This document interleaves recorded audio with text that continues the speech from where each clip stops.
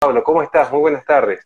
Hola Horacio, ¿todo bien? ¿Todo bien? Muy bien por aquí. Un gusto enorme también poder hablar con vos, a pesar de la distancia, unidos en la misma lucha, con los mismos valores y obviamente las mismas intenciones ideales, que es lo que nos da el, la fuerza, ¿no? Para continuar en todo esto que, aunque parezca una batalla, una batalla de tamaño desproporcionado, porque nosotros somos los David frente al Goliat, pero bueno, conscientes de que con la cultura, el conocimiento y con los valores tenemos la piedra que necesitamos, aunque sea una pequeña, pero a este monstruo lo vamos a tumbar tarde o temprano con la ayuda de Dios también, obviamente. Totalmente. Pablo, una pregunta que para nosotros siempre ha sido crucial, antes de entrar en cuestiones de geopolítica, porque sobre esto ya venís trabajando mucho, ideología de género ya venís trabajando mucho, pero vamos a aprovechar estos primeros minutos para conocerte en otros aspectos, que también es bueno que la gente lo sepa. ¿Qué te movilizó a vos a entrar en este terreno?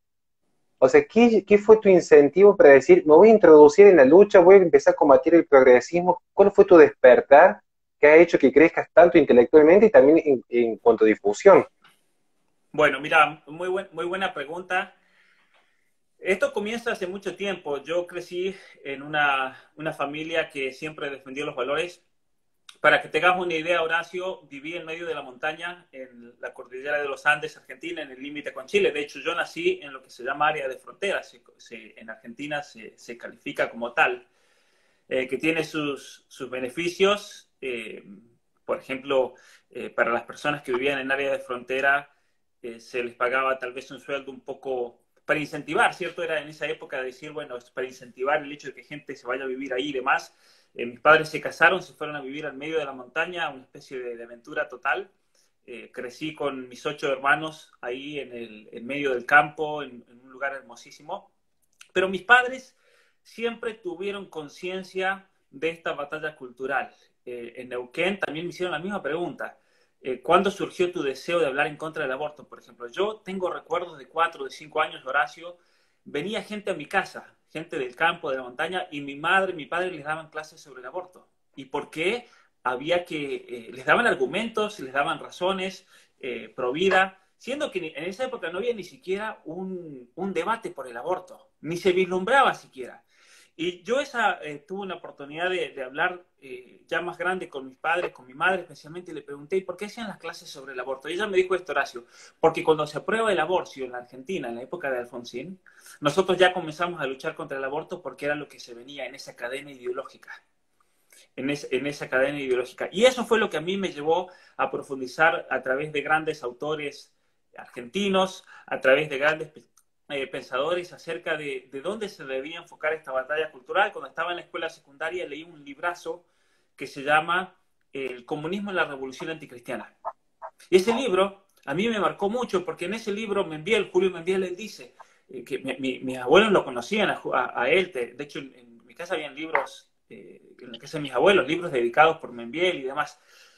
Y yo me pregunto en ese momento, bueno, el libro dice que el comunismo no ha muerto y que el comunismo no va a acabar, el comunismo se va a ir transformando como ideología superadora y hegeliana. Eso es lo importante, el hegelianismo dentro del discurso marxista. Y para que el que no conozca del hegelianismo, simplemente explicado en simples términos, es una ideología totalitaria que quiere explicar toda la realidad, especialmente por un ciclo de progreso de la historia. Y por lo tanto, Exactamente. claro, y por lo tanto esa lucha de clases de los años 20, 30, totalmente y posiblemente se podría cambiar a un nuevo tipo de lucha de clases. Y eso se vio en el año 92. Para mucha gente dice, la nueva izquierda, y muchos piensan que la nueva izquierda es algo de hoy. Y si leemos atentamente el libro de Agustín, por ejemplo, Nicolás Márquez, la nueva izquierda es algo que viene de los años 60, de los años 70, de los años 80, se comienza a plasmar en la literatura y tiene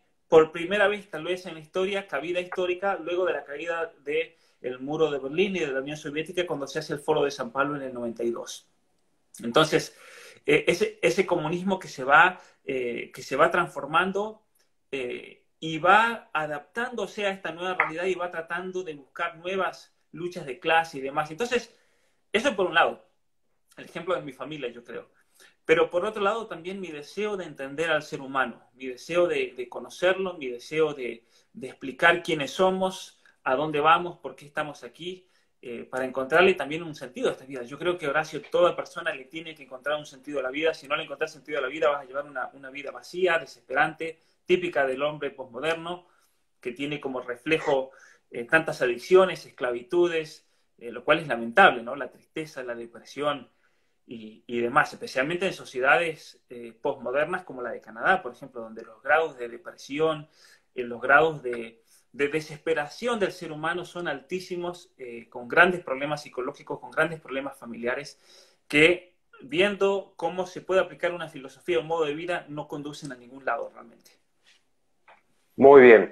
Sobre ese punto quisiera hacer como dos, ahora separar en dos partes, digamos, la siguiente pregunta, antes de entrar a la cuestión de la geopolítica, que es el siguiente. Primer paréntesis.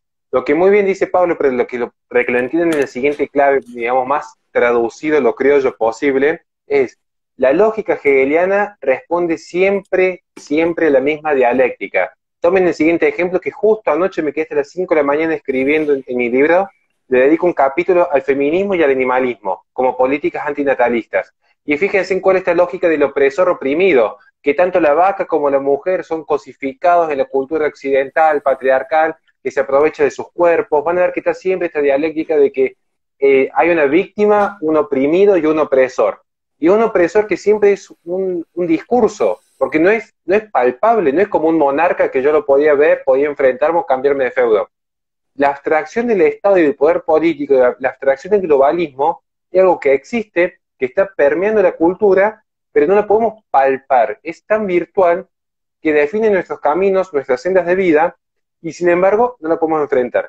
Pero sobre este punto, hablando de esta evolución de la nueva izquierda, hay un tema que me encantaría que puedas desarrollar un poquito, especialmente que vos sos especialista en estas cuestiones que tomé nota, que es el tema de las drogas. Pero ya no solamente de el típico debate si se legaliza o no la marihuana o la cocaína, sino yendo más a lo cultural, en cómo la posmodernidad ama lo virtual.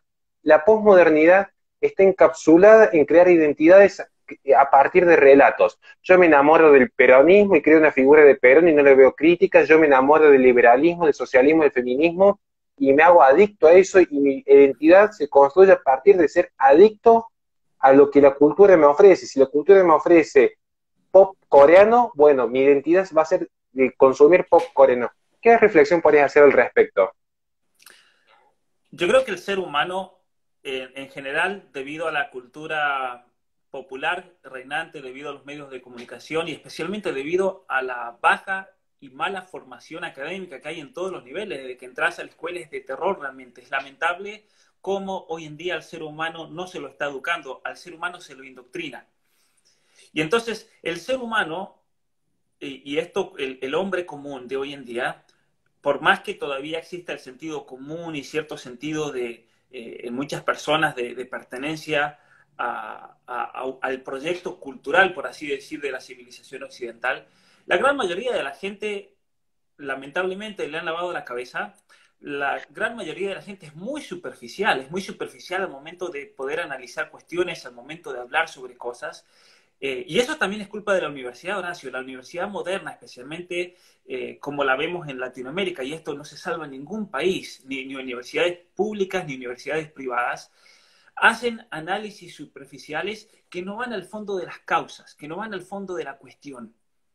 ¿Por qué? Porque hay otros intereses que predominan encima de eso. Por ejemplo, eso es muy obvio en las carreras de ciencias políticas, las carreras sociales, las carreras de relaciones internacionales, donde se pretende establecer, por así decir, un orden que es conveniente a intereses extranjeros, no a los intereses de la Argentina, y por lo tanto el estudiante argentino va a estudiar, por ejemplo, relaciones internacionales a una universidad y le van a meter toda una ideología que es servir a intereses extraños a la propia patria.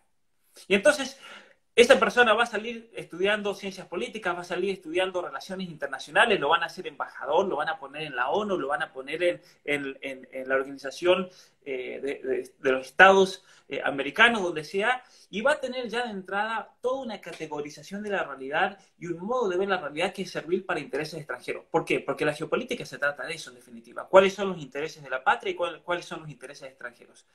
¿Qué es lo que te hace ser un país dominante y un país dominado? Con respecto al ser humano, entonces, con respecto a lo que vendría a ser el entendimiento profundo del ser humano y de ahí, a partir de esa realidad ontológica del ser humano, uno poder deducir cuáles son los derechos fundamentales, porque obviamente también hay una confusión gigantesca con respecto a los derechos humanos. Hoy en día cualquier cosa es un derecho humano, menos los derechos verdaderos como el derecho a la vida, por ejemplo. Santo Tomás de Aquino tiene en la Suma Teológica, y esto es un texto que lo leí cuando yo tenía 16 años, en la cuestión 94, en el artículo 2, él habla sobre la ley natural, y hablando sobre la ley natural, él distingue tres realidades o hace una triple distinción en el ser humano que a mí me parece la clave realmente para entender lo que es el ser humano. Él dice que todo ser, pero él lo aplica al ser humano, tiene la tendencia en primer lugar a la sustancia, es decir, a la vida, a proteger y salvaguardar su vida. En segundo lugar, tiene una tendencia con respecto a la especie, no ya a la persona misma, sino también a la especie. De ahí viene lo que podríamos llamar el derecho a formar una familia, a propagarse en esta tierra, el hecho de asegurarse que el ser humano tenga permanencia, una permanencia real en este universo.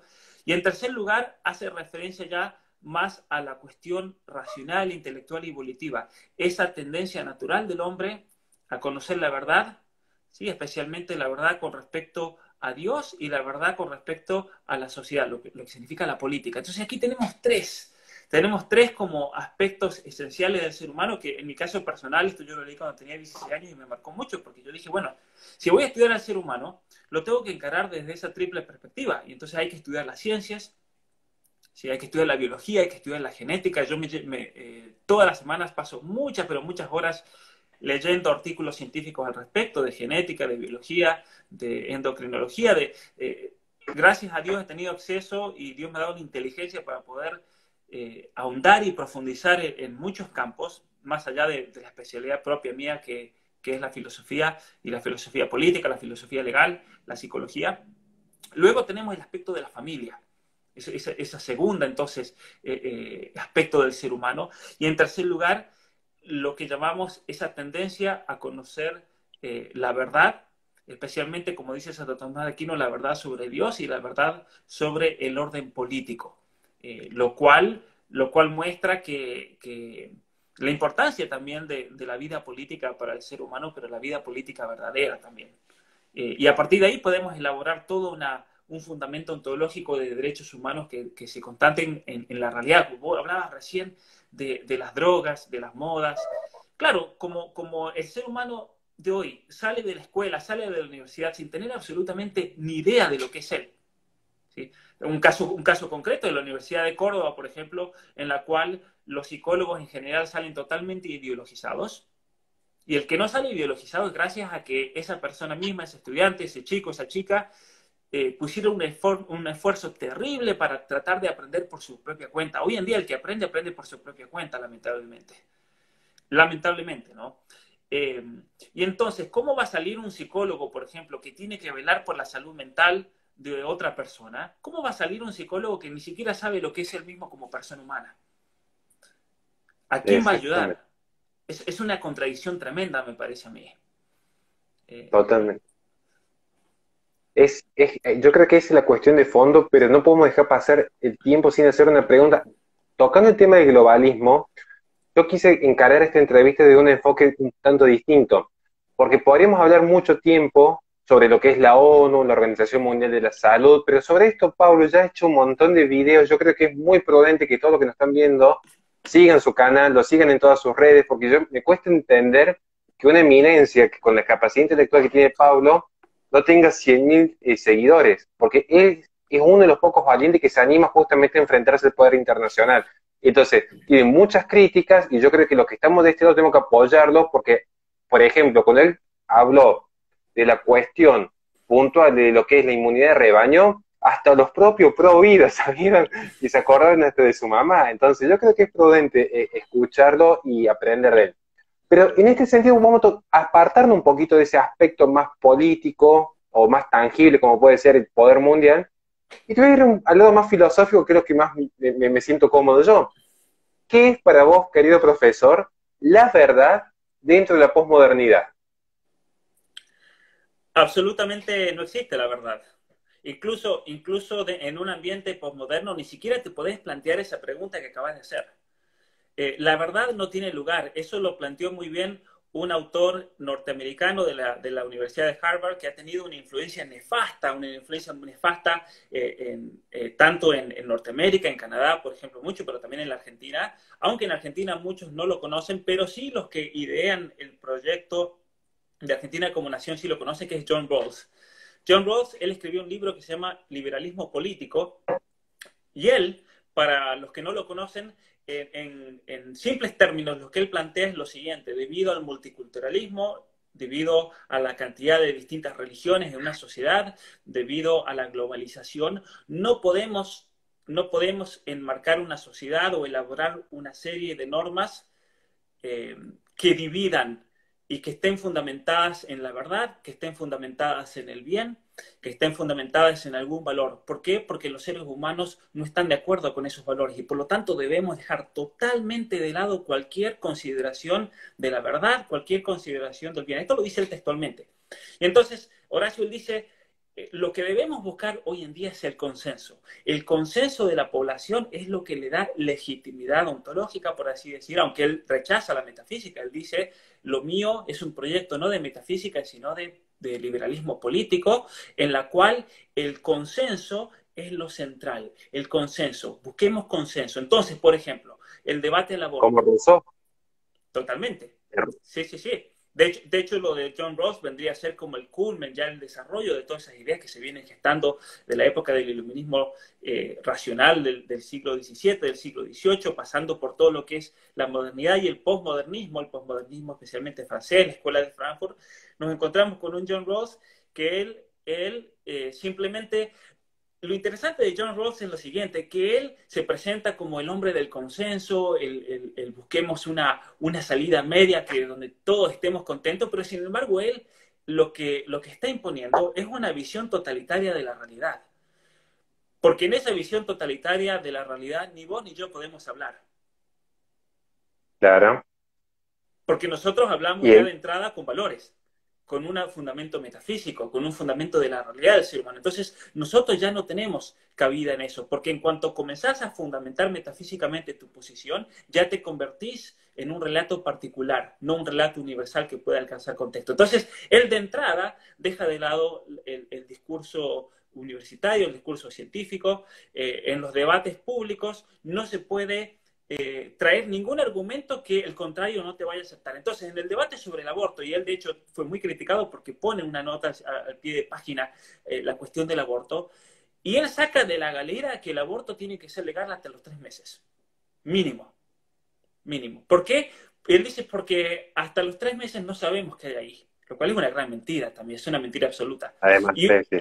y entonces yo le puedo decir, bueno, pero en definitiva, la cuestión de la personalidad humana del feto es una cuestión filosófica. Más allá, obviamente, que tenemos que hacer, y esto es uno de los libros que estoy preparando, Horacio, espero poder terminarlo cuanto antes, ya que hay mucho debate al respecto del aborto y hay muchos libros buenos. Hay muchos libros que explican el negocio que hay detrás de esto, como el de Lupe Batallán. Está el libro del abogado Pablo Jurman de la Universidad Nacional de Rosario, que habla del poder financiero de fondo, tratando de imponer el aborto. 2 libros geniales. Pero yo creo que hay que hacer algo más también de la parte filosófica, que es lo más profundo aquí. ¿Por qué? Porque tenemos la cuestión embriológica y genética, de la cual yo voy a tomar Ujú. mucho, mucho de eso. Pero de fondo de eso, en definitiva, lo que te da la embriología, lo que te da la genética molecular, lo que te da el estudio del origen de la vida, son simplemente datos que luego uno tiene que procesar y darles una conceptualización y una explicación filosófica, y eso es lo que va a determinar cuándo comienza la persona humana. La genética me dice cuándo comienza la vida, pero filosóficamente El por qué hay que respetar una pregunta filosófica. Claro, es una pregunta filosófica, es la filosofía la que define en definitiva si hay persona o no hay persona. Entonces, el problema con pensadores como Rawls, cuando me preguntabas en relación a lo de la verdad, el problema es que ellos ya de entrada, dejan de lado cualquier tipo de debate filosófico en la realidad. En la Argentina, cuando fue el debate sobre el aborto, este pseudo filósofo argentino, que es un chanta y es increíble como un imbécil como él, porque es eso, este Darío, ¿cómo se llama el apellido? Impronunciable el apellido. Stresenbacher o como sea el apellido, Sí, sí, es impronunciable. en el debate sobre el aborto, Horacio, él, de hecho, hace toda una elaboración, un artículo que él escribe sobre John Rawls. Y John Rawls, Claro. dice él, John Rawls nos da las pautas para debatir el aborto y por lo tanto debemos dejar de lado toda discusión acerca de la persona humana. Aquí se trata todo de la madre y su derecho para decidir. O sea, este es el problema del posmodernismo. El posmodernismo ni siquiera te concede el hecho de que haya una verdad, ni siquiera te permite preguntar acerca de los valores, del bien, de la familia, de la verdad. Porque no hay normalidad, no existe lo normal. Y por lo tanto todo es permitido. Eso es lo Ahí está la tremendo. cuestión de fondo. Ahí está la cuestión de fondo. Sobre esto vamos a hacer un pequeño paréntesis para que pueda tomar un poco de agua, Pablo. Aclaramos, yo coincido plenamente con Pablo, creo que en el 100% de las cosas. Es más, si yo hoy estoy escribiendo un libro, es por inspiración de Pablo, porque yo leí su anterior libro, que es justamente Atrapados en el cuerpo equivocado, que es un librazo, que bueno, una anécdota, o sea, ese libro fue el último libro que leyó mi suegro mientras estuvo en este mundo, que fue el que se lo llevamos al hospital, así que para que vean la importancia que tiene Pablo en nuestras familias. Y de hecho yo estoy tan de acuerdo con lo que él dice, que fíjense en que yo cuando hablo, a ver, mi libro se va a tratar, que sale de acá 2 semanas, de la cultura pro muerte a nivel global, digamos, donde toca un poco el feminismo, donde toca el animalismo, el veganismo, y está siempre esta cuestión del descarte de la vida. Incluso me meto en cuestiones de la fecundación in vitro para demostrar que hay todo un negocio por detrás. Pero como Totalmente. bien dijo Pablo, el cómo se inicia la vida puede ser una pregunta científica. Ahora, el por qué hay que respetar la vida, o sea, la ciencia me puede mostrar qué pasa respecto a cuando un espermatozoide ingresa a un óvulo, pero eso no me dice más que un dato científico, como si yo dijera, afuera está lloviendo. Ahora, si yo me tengo que cuidar o no, si afuera está lloviendo, si tengo que usar un paraguas o me tengo que enfermar, ya es una pregunta más filosófica. Cuando yo digo, no salgas porque está lloviendo, hay una descripción respecto a lo que pasa afuera. Está lloviendo. El no salga es una prescripción. El no matarás es una prescripción. Entonces está bueno indagar en filosofía, entonces en este sentido síganos mucho a Pablo, que es el que mejor la explica. Pablo, otra pregunta crucial. Tocaste recién, vamos a hacer un salpicado de preguntas muy interesantes, pero tocaste recién el tema de la verdad, tocaste el tema del posmodernismo, y como estamos hablando del globalismo. ¿Qué vínculos hay? ¿En qué se sustenta? O capaz que son cosas totalmente distintas. El globalismo con la posmodernidad. ¿Qué vínculos se encuentran en este nexo? Mira, esa es una súper pregunta que está tan buena que merita un libro entero. Pero para decirlo en términos generales, hay, de hecho, y eso se puede constatar por los mismos documentos de las Naciones Unidas, por las grandes conferencias a nivel mundial que han tenido, un proyecto de poder global, pero que tiene un carácter totalitario. ¿Sí? Y como proyecto totalitario y como proyecto ideológico, el problema con esta intención de las Naciones Unidas de globalización general y demás es dar una respuesta única y universal a todas las cuestiones que se plantean el ser humano, cualquiera sea la situación, cualquiera sea su cultura, su situación económica, la situación de su país, su cuestión geográfica, su cuestión demográfica. Las Naciones Unidas pretende dar una respuesta simplista y única, y aquí hay un gran problema de entrada. ¿Por qué? Porque cada nación tiene características que son propias y que se deben respetar. Cada cultura, incluso dentro de la misma cultura, a mí me parece que lo de la cuarentena es una animalada lo que están haciendo, porque no tienen en cuenta las diferencias de los seres humanos, las diferencias verdaderas que hay. No es lo mismo un niño de 5 años que un abuelo de 80 o de 90 años que tiene un riesgo de salud mucho más alto que un niño.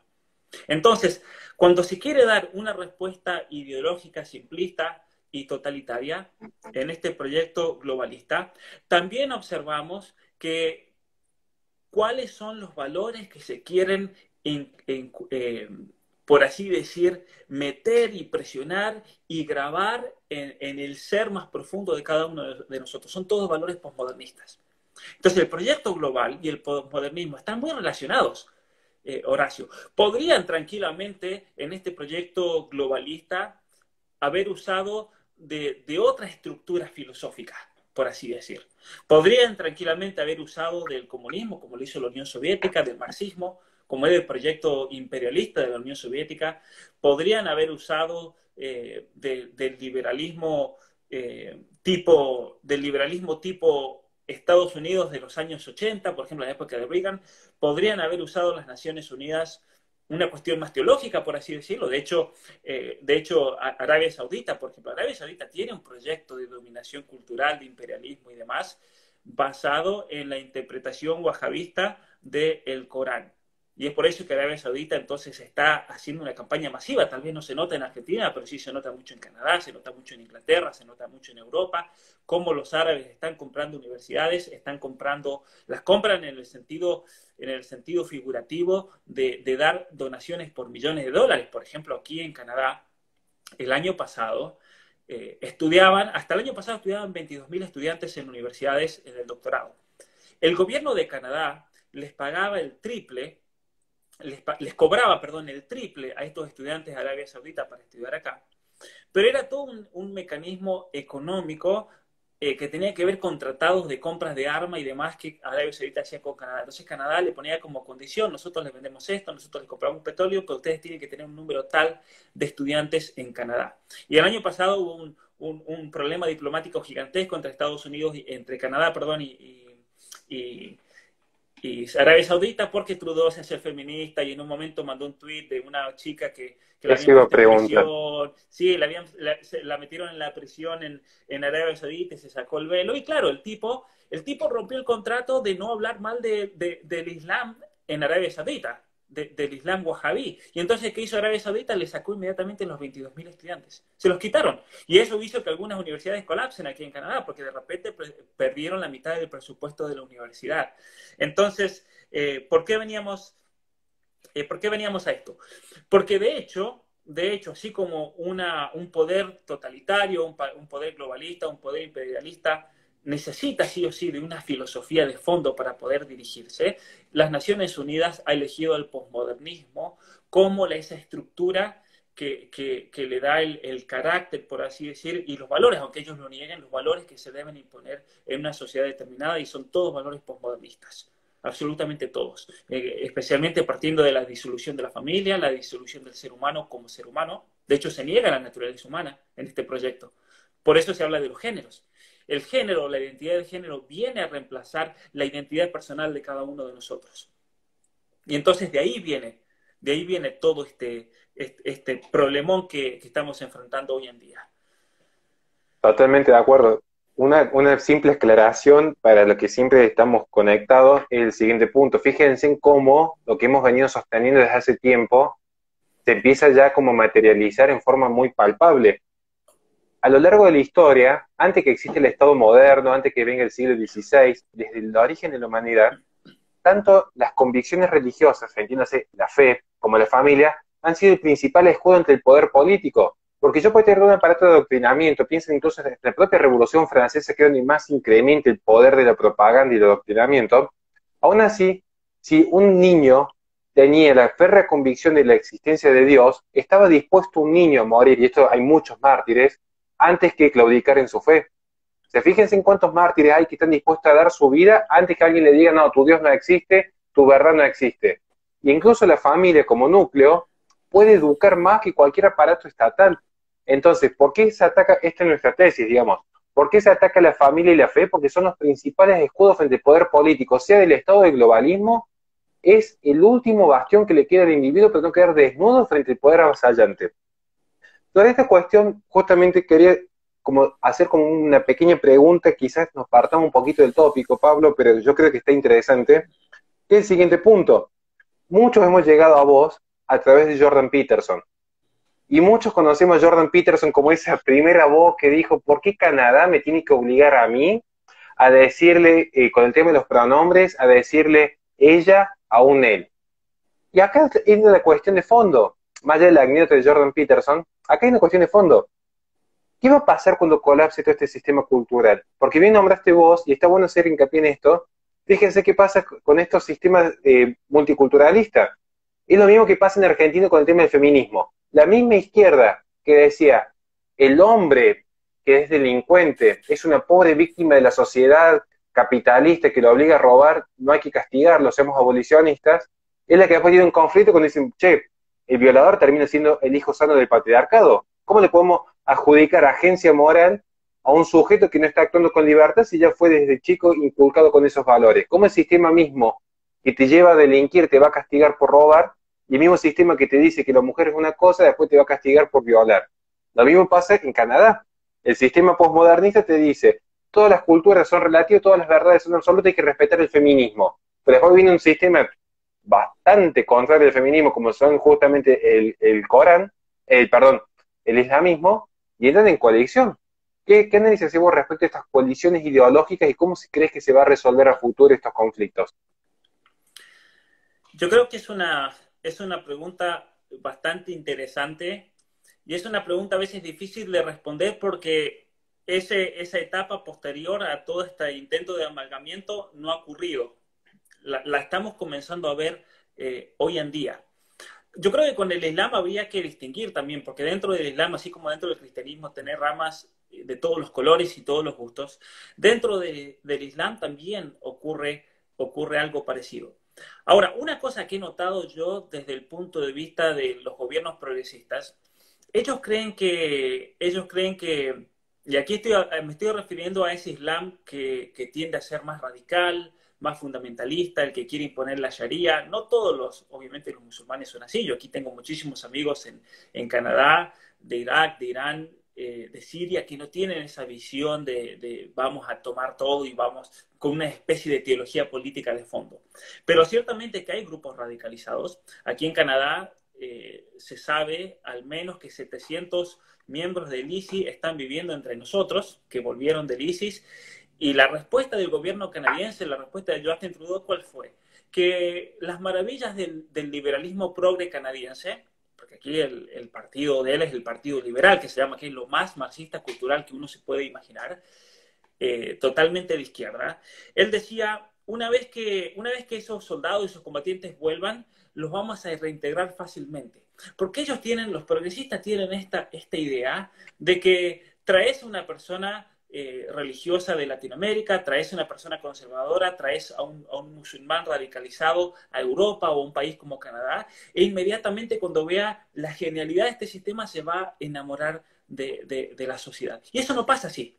Eso no pasa. De hecho, el ISIS es un ejemplo claro de que el proyecto postmodernista causa un asco en ciertos grupos sociales. Y esa asquerosidad que causa ciertos grupos sociales en nosotros nos lleva a salir a luchar contra esto desde el punto de vista cultural, intelectual, pero un musulmán muchas veces esto lo lleva a ponerse una bomba y explotarse en el mercado público. ¿Sí? Eso le lleva a meterse en un tren y se acabó todo por esa asquerosidad. Cuando yo estuve en Alemania estudiando también oración, y una cosa que aprendí ya en Alemania hablando con personas muy inteligentes, me decían, el cristianismo, por ejemplo, eso me lo dijo un profesor alemán de Berlín, él me decía, el cristianismo, por ejemplo, si vos te mandás un moco tremendo, metiste la pata y quedás hundido en el fondo como una basura, el católico va y se confiesa. O el cristiano va y le pide perdón a Dios y tiene una especie de redención en la gracia de Cristo. El musulmán no, el musulmán ¿cómo se redime a sí mismo en muchas de estas corrientes? Va y te volvés un mártir. Es la única manera de redimirte. Entonces él me decía algo que, claro, viviendo en Alemania yo lo vi. En Alemania todos estos grupos hijos de refugiados que vinieron de Turquía, del Medio Oriente, ellos crecen en ambientes que generalmente no son tan radicales. Los padres que vienen a Europa no están tan radicalizados, de hecho muchos se vuelven más laicos, por así decir, en cuanto a la religión, pero los hijos tocan fondo por la droga, por la promiscuidad, por la razón que sea, y es ahí cuando los captan, es ahí cuando los clérigos, los imanes los captan y les comienzan a lavar la cabeza diciendo que la única manera de redimirte es luchando por Alá y convirtiéndote en un mártir. Entonces, ese es un problema del Islam en Europa. Y ¿sabés lo interesante? Esto varios profesores me lo hicieron notar. la locura del modelo europeo, el modelo canadiense, es esta, que si un chico va y comete un atentado con una bomba, el progresismo inmediatamente le echa la culpa a quién, a la falta de inclusión, a la discriminación, a la intolerancia, porque somos intolerantes con los pobres musulmanes, los discriminamos y entonces estos chicos crecen fuera del sistema y por lo tanto se sienten solos y se radicalizan. Cuando esa es una respuesta totalmente ideológica y totalmente falta de realidad. La realidad de estos jóvenes, y eso el progresista nunca te lo va a reconocer, es que se asquean de esta sociedad, se asquean de estos valores posmodernos, se dan cuenta que esto no te lleva a nada y ellos encuentran en el Islam, encuentran la respuesta. Como también pasa con muchos jóvenes que encuentran la respuesta en un cristianismo más radical, en el buen sentido, ¿no? En el sentido de vivir de acuerdo al Evangelio, un catolicismo más comprometido. Eso pasa mucho aquí en Canadá también. Pasa mucho. En Canadá tenés los extremos del católico ultraliberal, progresista, que no sirve para nada, y después tenés grupos de familias muy buenas, numerosas, que tienden a ser más tradicionalistas, que tienden a aferrarse mucho más todavía a esa fe y a esos valores, y están totalmente fuera del sistema. Entonces es como el otro opuesto, y no digo con esto que esté mal, ¿no? En Canadá yo creo que muchas veces no te queda otra que sacar los hijos de la escuela porque es una locura. Un papá amigo que tiene, creo que tiene 7 hijos, él me decía, yo personalmente creo que es pecado mortal enviar a mis hijos a la escuela en Canadá.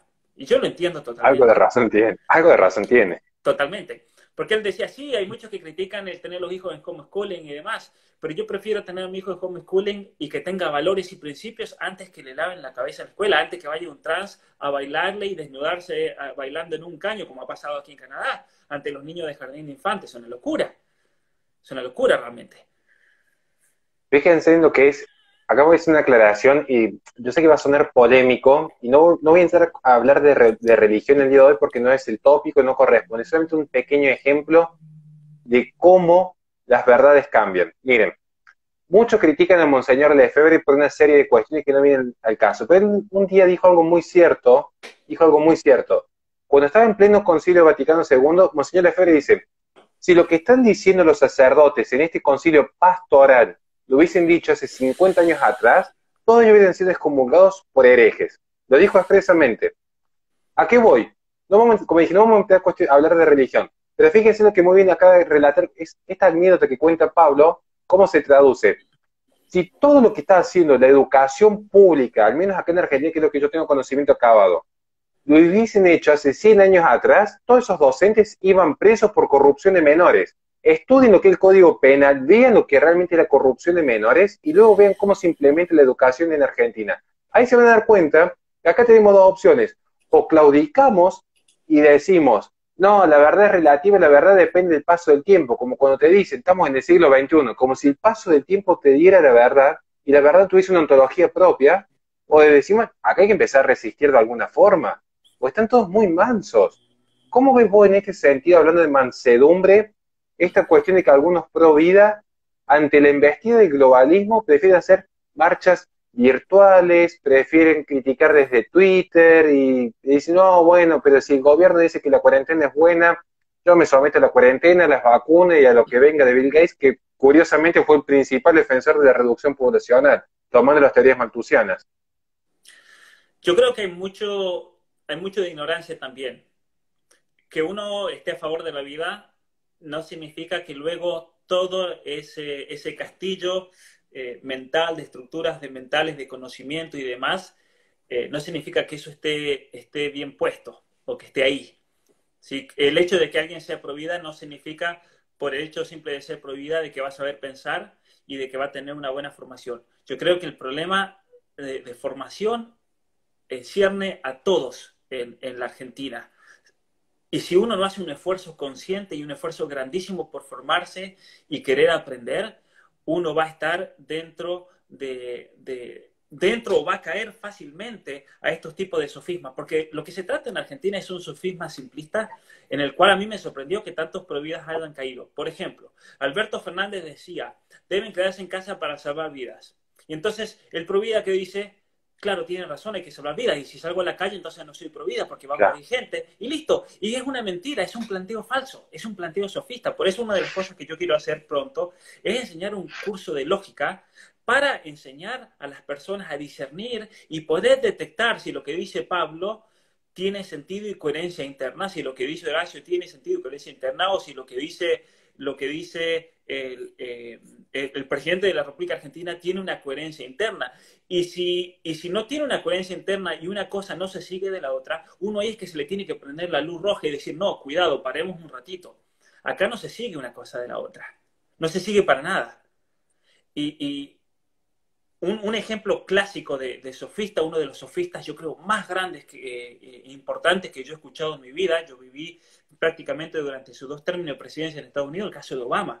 Obama era un sofista impresionante. Sofista, ¿quién es para el que no entienda la palabra? El sofista es una persona que por medio de argumentos falaces, de argumentos falsos, saca una conclusión indebida que no se sigue, pero simplemente él lo hace de tal manera que te convence con esa conclusión a partir de dos premisas no están realmente contenidas una en la otra y son falsas. Y entonces, si salís a la calle, va a morir gente. Entonces, si sos pro vida, tenés que quedarte en casa, por así decirlo. Y mucha gente no tiene tal vez la habilidad intelectual, la habilidad lógica para darse cuenta que eso es un sofisma. Eso no es una razón verdadera. ¿Sí? Entonces, yo creo que dentro del campo pro vida es fundamental que nos comencemos a formar, porque profundamente esto es una batalla cultural y una batalla en cuanto a la formación, especialmente la formación filosófica. pues, Pues mira, lo mismo pasa con la ideología de género. ¿Cuánta gente había caído totalmente, incluso pro vida, y bueno, había caído totalmente, o ha caído, o está metida en la red de la ideología de género, porque dice, bueno, pero pobrecitos, si ellos se aman, ¿qué problema hay? Eso es un sofisma. ¿Sí? ¿Qué problema hay? De hecho, esta mañana yo hice un comentario, tal vez lo viste, puse una captura de pantalla, porque aquí en Canadá, por ejemplo, aquí en Canadá, mirá lo que son las grandezas del progresismo. Un niño puede tener 4 papás, hombres, 4 hombres. Un niño puede tener 4 mamás, puede tener 4 transexuales, puede tener 2 lesbianas y dos homosexuales, 3 transexuales y una madre soltera. Se ha permitido nuevas formas parentales, como les llaman ellos, donde hay un rejunte de lo que sea, todo está permitido. Y es interesante cuando yo leía en los comentarios, había gente que tal vez que es provida, pero decía, bueno, pero si el niño es feliz, ¿qué problema hay? O sea, eso es una falacia, es una falacia. Si ya en el matrimonio, según la ley natural, en la unión entre el hombre y la mujer es difícil el matrimonio y es difícil la vida familiar. Y eso muchas veces crea tantos problemas en la psicología del niño. Imagínate en una estructura familiar que es totalmente antinatural. Eso Jordan Peterson lo decía. Jordan Peterson el año pasado él publicó una carta en uno de los diarios más importantes de Canadá y él dijo esto, Horacio, en 25 años vamos a mirar para atrás y nos vamos a preguntar qué estábamos haciendo. Él lo dice, en 25 años la sociedad canadiense va a dar un golpe tan grande en el piso que va a decir qué estábamos haciendo hace 25 años cuando pusimos toda esta locura de la ideología de género dentro de la estructura política y legal del país. Es una locura realmente. sí. Lo que estábamos haciendo era permitir que el progresismo avance, porque siempre sostengo que la maldad es inherente a la naturaleza caída del hombre. Es así, o sea, acá la maldad no es que depende de un sistema político o económico. Puede haber sistemas políticos o económicos más descentralizados que favorezcan más la libertad, pero eso no es un salvoconducto al mal, ¿bien? Porque el mal no es ni más ni menos que la ausencia de bien. Entonces, en tanto y en cuanto no se cultiven ciertos valores, y creer que, bueno, que el hombre es malo por el sistema patriarcal, te hace suponer que si yo elimino y pongo el feminismo al frente de un gobierno, se elimina la maldad. No funciona así. La realidad lo está demostrada. Entonces, mientras más tiempo se pierda, o buscando estos delirios místicos de la nueva izquierda, más víctimas van a caer, y víctimas inocentes por doquier. No solamente con los niños por nacer, muchísimas mujeres que son captadas por estas ideologías nefastas. Pablo, nos quedan 15 minutos, así que tengo que aprovechar el tiempo al máximo. Pero acá hay una pregunta que me parece como que quiero como volver a tocar un tema que tomé nota y no lo podemos preguntar antes. Volvamos al tema de John Rawls, porque parece una tontería. Pero uno cuando estudia Derecho, en ética, el libro de ética está basado en John Rawls. O sea, no va a Una haber locura. abogado en el mundo que no le hayan dado John Rawls, que para nosotros en Argentina viene a ser, para los que somos un poco más patriotas, como la quinta colonización de Inglaterra en este sentido, o anglosajona. Porque muchos dicen, eso no es el verdadero liberalismo. Es como que ellos tienen esta premisa de que, bueno, vida, libertad, propiedad privada, y si no respeta esto, hay que ver qué se entiende por respeto a todo esto. Ojo que respeto no es lo mismo que tolerancia. Y dicen, eso no es el verdadero liberalismo. Y sin embargo, uno ve cómo fue la praxis, tanto de Robespierre como universalista en su pensamiento, hasta la reciente Gloria Álvarez.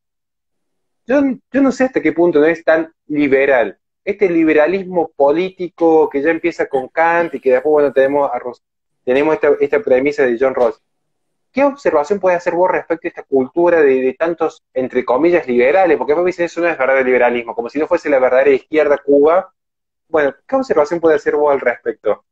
Mira, yo creo que ese ejemplo que acabas de dar recién está espectacular. Cuando a un comunista le achacan la Unión Soviética, ¿qué te dice? No, pero eso no es el marxismo bien explicado, no es el marxismo bien puesto. Cuando a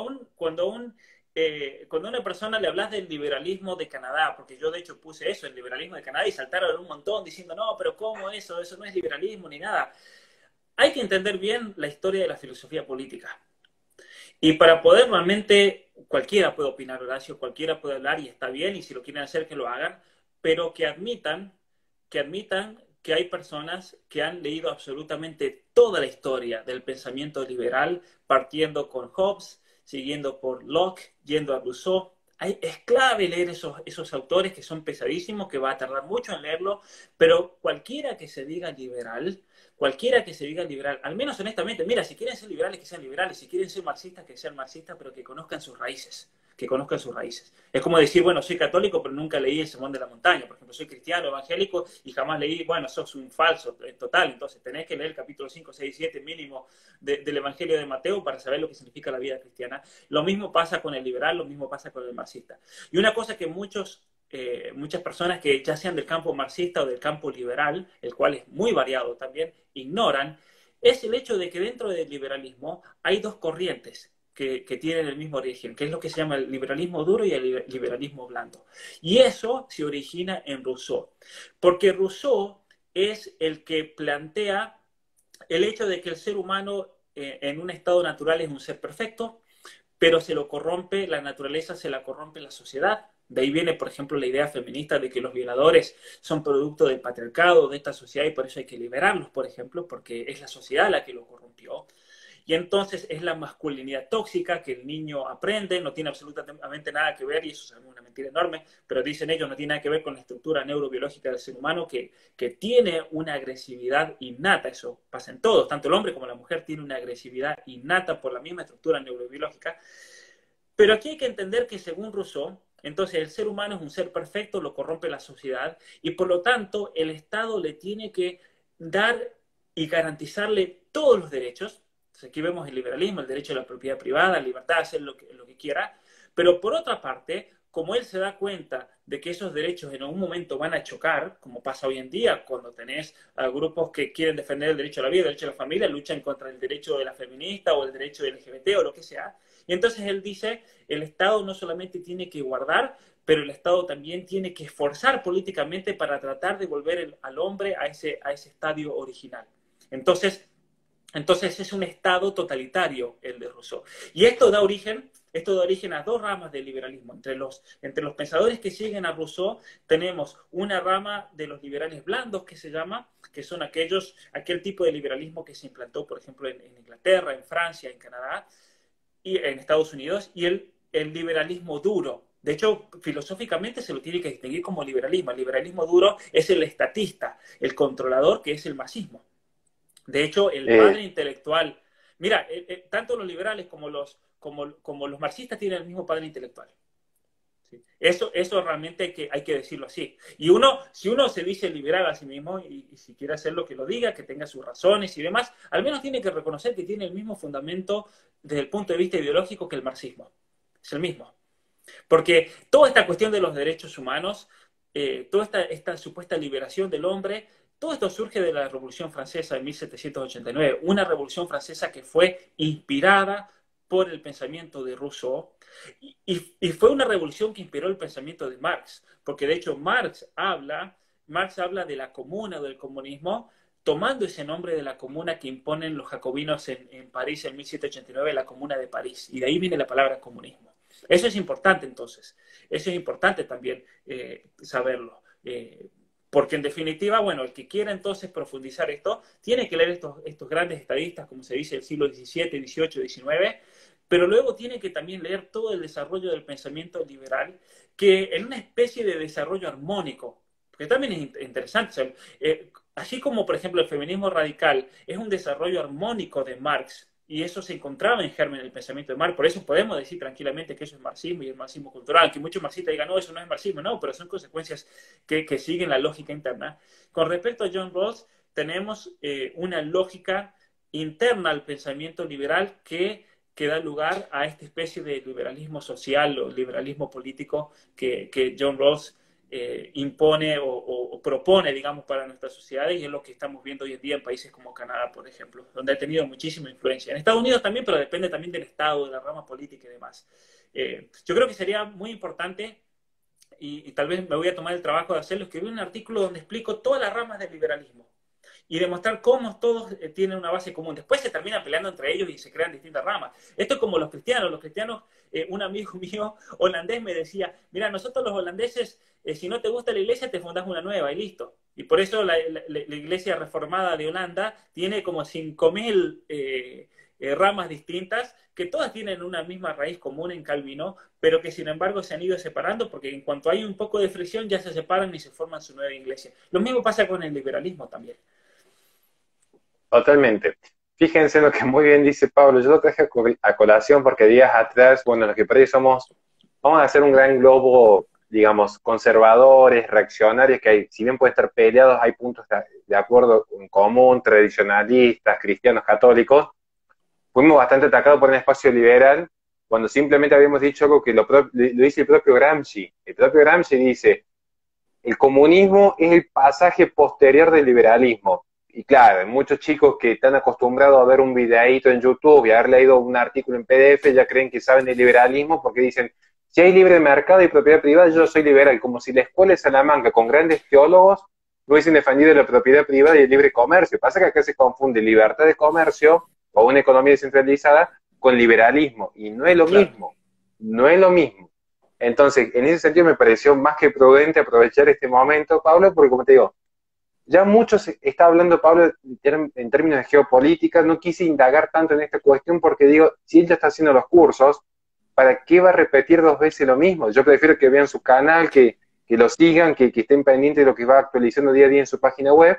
Así que como nos quedan pocos minutos, por favor, Pablo, decide a todos los que nos están escuchando en este momento, tus redes, tu página web, tu canal de YouTube, ¿por dónde recomendás que empecemos a seguirte? Si uno entra, por ejemplo, a mi canal, yo le digo, bueno, lo primero que tienen que ver es cuando Miklos explica qué es el conservadurismo. Después vean a ver el resto. En este sentido, vos, Pablo, ¿qué es lo primero que nos recomendás que veamos en tu canal y después el resto del contenido? Bien, yo les recomendaría hacer el curso que es totalmente gratuito, que está disponible en mi canal de YouTube, sobre las 12 reglas para la vida. El comentario que hice yo al libro, que es una serie de 13 sesiones, 13 videos.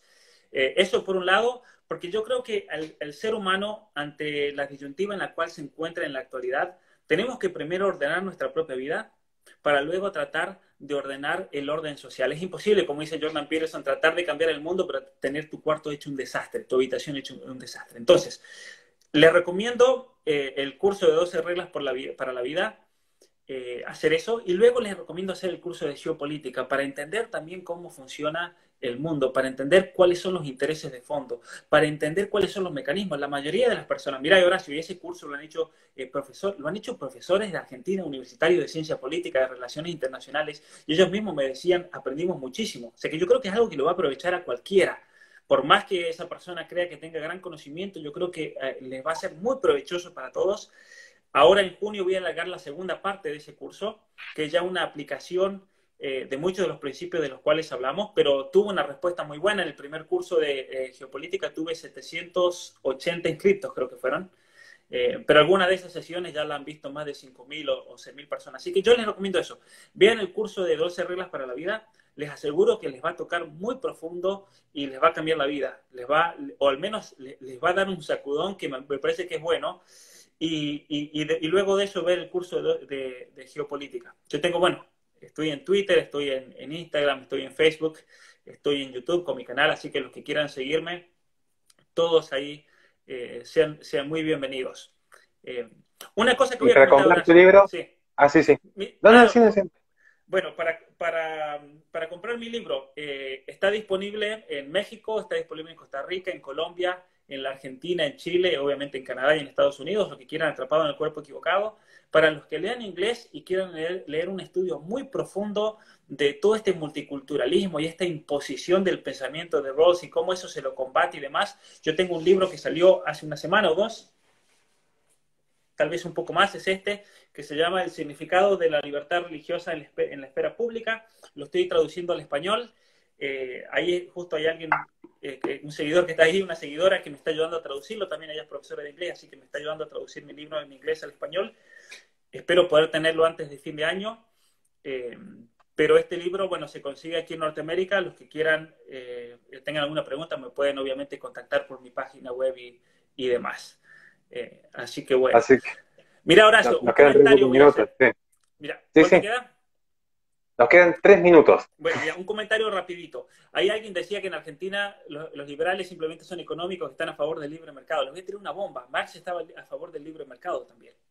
Porque Marx decía que eso aceleraba la lucha entre el proletariado y la burguesía. Él se daba cuenta, perdónenme por la palabra, pero él se daba cuenta que el libre mercado era una mentira de Inglaterra para tratar de cagar a Argentina, Sudamérica y demás, porque el libre mercado es solamente para ellos vender, pero no para ellos comprar nuestros productos. Entonces, por ejemplo, un ejemplo clave, Canadá y Estados Unidos. Canadá y Estados Unidos tienen acuerdos con libre mercado con todo el resto de Latinoamérica, nos traen todos los iPhones, las computadoras, todo, pero en los mismos contratos ellos no nos compran nada de agricultura. En Argentina, por ejemplo, el año pasado lograron por fin meter limones en Estados Unidos. O sea que el libre mercado es una mentira, el libre mercado no existe. No existe. El libre mercado es un mecanismo ideológico para tratar de mantener a ciertos países subordinados. Porque la idea del libre Además, mercado interno, estoy totalmente yo de acuerdo, no crean que yo soy anti. Yo estoy totalmente de acuerdo con que haya libre mercado al interno de un país, por ejemplo. Pero, ¿qué pasa? Obviamente la solución no es la que hizo Cristina Kirchner y demás. Pero Marx entendía ese mecanismo interno por el cual un país dominaba a otro y él decía, bueno, hay que dejar el libre mercado porque el libre mercado va a llevar entonces solito a esta revolución social y comunista que buscamos. O sea que no hay que ser estúpido porque el que está a favor del libre mercado sin ningún tipo de connotación no está haciendo más que servir a intereses extranjeros, que estudie un poco de geopolítica.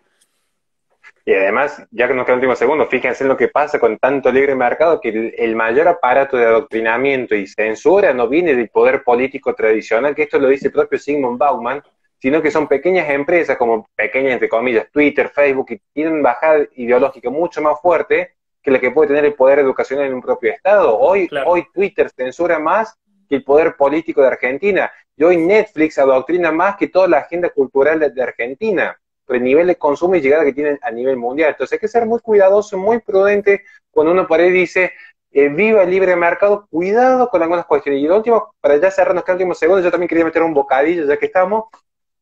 Revisen bien la historia de 1810, no se vayan a llevar alguna sorpresa, algún liberal, cuando se dé cuenta que los revolucionarios y la libertad traían esclavos encadenados de Brasil para luchar por la libertad, y que los oprimidos del reino y del virreinato eran hombres libres, mulatos, que querían defender el antiguo régimen porque sabían las consecuencias nefastas que había generado la Revolución Francesa. Si eran tan libres, ¿por qué tuvieron que matar a tradición, a alinearse? Yo estoy esperando que algún día un liberal me responda eso. Tanto que hablan de la vida, libertad y propiedad privada, bueno, 1810 y la vanguardia. El 25 de mayo de 1810, Argentina se reúne en el Cabildo y demás, los grandes próceres, pero el 26 de mayo firmaron un tratado de libre comercio con Inglaterra. Eso la mayoría lo desconocen. Y es por eso que la flota inglesa encalla en el puerto de Buenos Aires y tiraron cañonazos para celebrar el Tratado de Libre Comercio con Inglaterra. O sea que también hay que ser honestos con nuestra propia historia y decir, bueno, nuestros próceres también la cagaron a veces, y mal, ¿no? Y Nos quedan vendieron 10 a nuestra segundos. patria. Nos quedan 10 segundos. Recuerden, en el Imperio Hispánico había libre comercio porque hasta con Filipinas se comercializaba en forma totalmente desregulada en ese momento.